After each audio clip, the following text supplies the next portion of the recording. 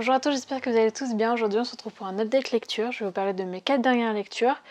Il y a 2 numériques et 2 physiques. Il y a un peu tous les genres. Donc on va commencer tout de suite. Ma première lecture dont je vais vous parler, c'est donc Miss Peregrine et les enfants particuliers de Ransom Riggs, aux éditions Livre de Poche, jeunesse. C'est donc ma dernière lecture, donc c'est encore un peu frais dans ma tête. Pour l'histoire, pour ceux qui ne connaissent pas, on suit Jacob, qui est un petit garçon qui adore son grand-père, qui lui raconte plein d'histoires très extravagantes, avec des enfants qui ont des pouvoirs. Il lui montre même des photos de ses enfants. On voit par exemple un enfant qui soulève un rocher, on en voit un qui a 2 corps, il me semble. Enfin, plein d'enfants avec des pouvoirs extraordinaires, et donc Jacob il se dit elles sont trop cool ces histoires, mais forcément elles sont pas vraies, c'est des photos truquées, ça peut pas exister, etc. Et un jour, en voulant aller voir son grand-père, il va le retrouver décédé, avec des mystérieuses morsures, et Jacob il va être persuadé d'avoir vu un monstre ce jour-là. Mais personne ne veut le croire parce que personne ne l'a vu à part lui. Et la mort de son grand-père va être classée sans suite. Personne ne va le croire, tout le monde va le penser fou. Il va aller voir un psychothérapeute. C'est peut-être pas ça, un psychologue, qui va l'aider à aller mieux, etc. Elle le persuader que c'est pas possible ce qu'il a vu, que encore une fois toutes ces histoires ne sont pas vraies, qu'il ne s'est rien passé d'extraordinaire. Et Jacob un jour va retrouver dans les affaires de son grand-père une lettre écrite par une certaine Miss P, je crois, qui lui dit que elle vit sur l'île que son grand-père dit avoir habité avec ses enfants extraordinaires, et que il attend son retour, etc. Donc Jacob il y croit pas trop, il se dit il faut que j'y aille, il faut que j'en ai le cœur net. Il réussit à convaincre ses parents d'y aller, et le psychologue dit que c'est une bonne idée qu'il arrive à se persuader que ça n'existe pas, donc il faut qu'il le voie de ses propres yeux. Et donc on suit Jacob qui va atterrir sur cette île-là et découvrir qu'en fait, ces histoires, elles étaient vraies. Voilà. Et donc, s'ensuivent toutes ces aventures avec ses enfants extraordinaires, etc. C'est un bon livre. Honnêtement, c'est une série que je regrette de ne pas avoir lue quand j'étais plus jeune, parce que je pense que j'aurais adoré. Là, je suis pas le public cible, clairement ça se sent. Donc c'est un peu ce qui me freine, mais parce que moi je la lis avec des yeux d'adulte forcément, et pas des yeux d'enfant, donc il y a des choses qui me paraissent très simplifiées au maximum. C'est un peu ce qui me gêne, mais encore une fois, pour des enfants, vraiment c'est un livre génial, et je comprends pourquoi il a un succès aussi énorme. Maintenant je suis très curieuse de voir le film aussi pour voir ce que ça a donné. Peut-être qu'il est plus tourné pour les adultes. Enfin, le côté enfant va peut-être moins ressortir sur le film, donc je suis curieuse de voir ça. Je sais pas si je lirai la suite parce que l'histoire en elle-même est vraiment bien. Comme je l'ai dit, c'est un peu simplifié, mais parce que c'est pour enfants. L'univers en soi est vraiment cool aussi. On arrive à s'attacher au personnage de Jacob sans aucun problème. On le voit un peu évoluer. Chaque personnage a sa propre personnalité. On les différencie bien, etc. Vraiment, il y a tout pour plaire. Le problème, c'est que dans cette série, je crois qu'il y a 12 tomes. Il y en aurait eu 3 ou 4, je vous aurais dit oui, je lirai la suite sans aucun problème. Mais maintenant, 12, j'ai peur que ça soit trop long. Pour une série dont je suis pas le public, 12 tomes, c'est vraiment trop pour moi, je pense.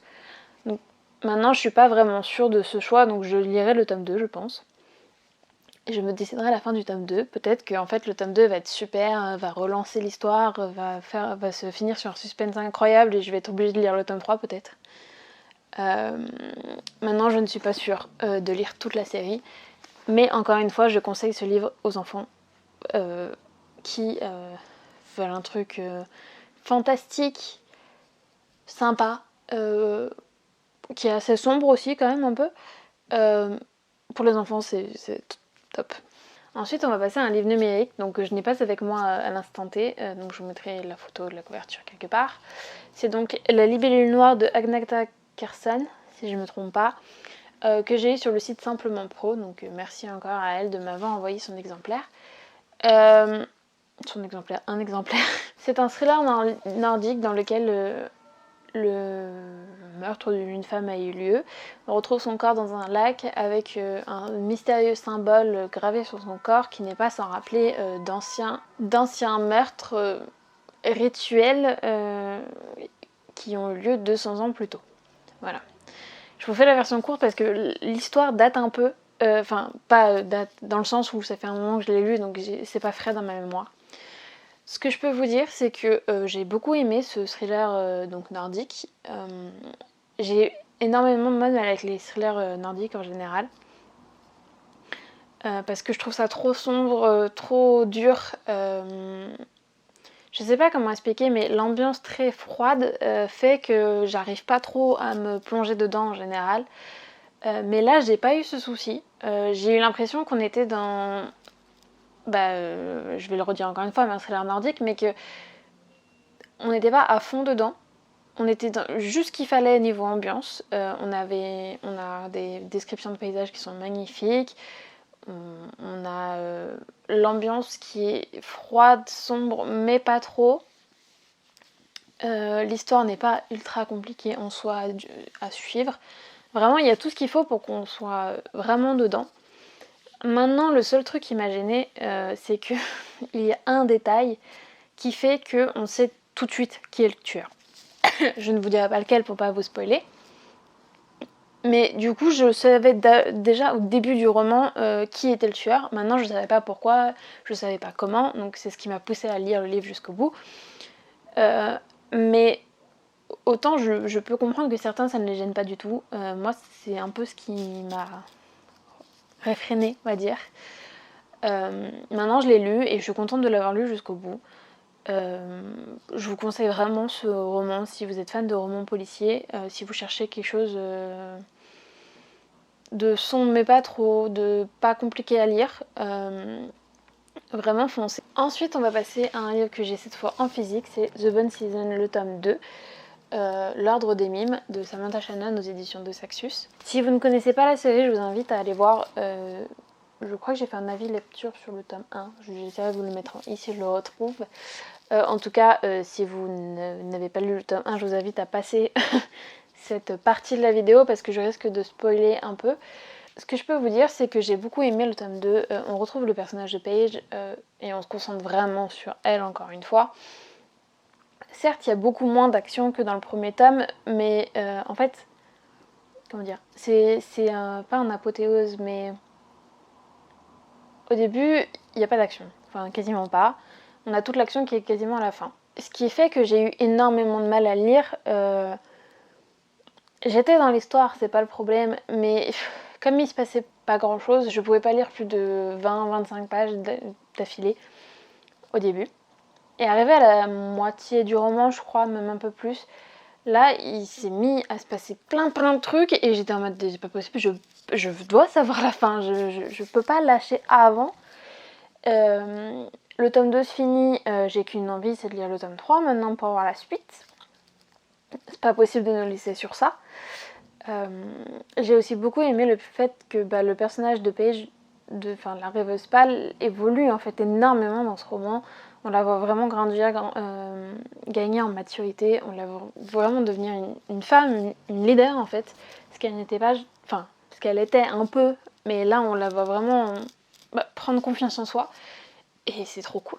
Maintenant j'ai qu'une envie, c'est de voir comment elle va se débrouiller avec ce qui se passe. Je peux pas trop en parler sans spoiler le tome 2 aussi, mais tout ce que je peux vous dire, c'est que j'ai adoré le tome 2 et que vraiment j'ai qu'une envie de lire le tome 3. Si vous hésitez encore à sortir cette série de votre palle, je vous invite vraiment à le faire parce que c'est une pépite.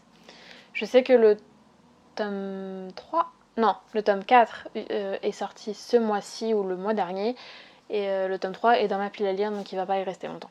Et enfin, dernier roman dont je voulais vous parler aujourd'hui, c'est un livre en numérique, donc encore une fois je ne l'ai pas, c'est Un tout petit défi de rien du tout, de Claire Devilliers, qui est en auto-édité et qui encore une fois m'a été envoyé via le site Simplement, donc merci à elle.